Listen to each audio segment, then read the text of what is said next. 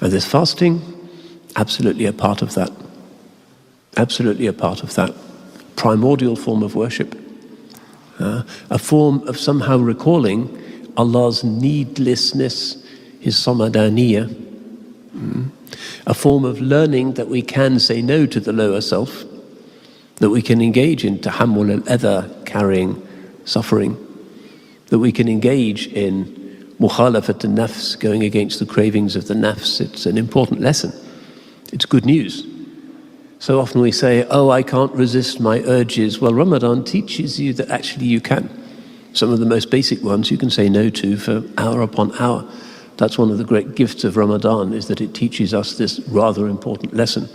So for the rest of the year, when we think, oh, I'm going to succumb to that temptation, we remember, actually, I know that I'm capable of saying no because I've done Ramadan. That's a very great blessing.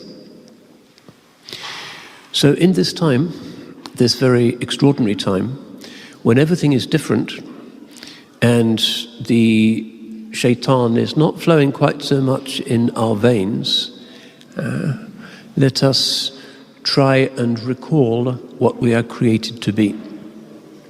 Worshippers.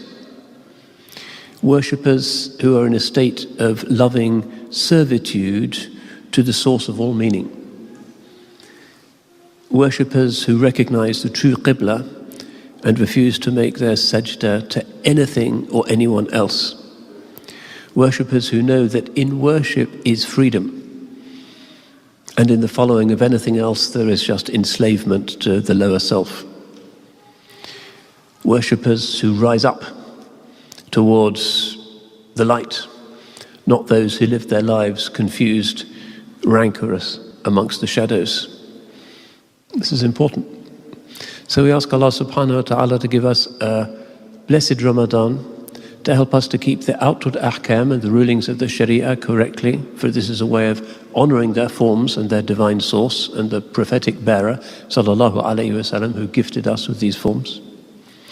And may we also have an inward transformation, so that as we take a step back from the usual routine of following our cravings and start to recover our true fitrah, our iman can become a more natural and a sweet thing.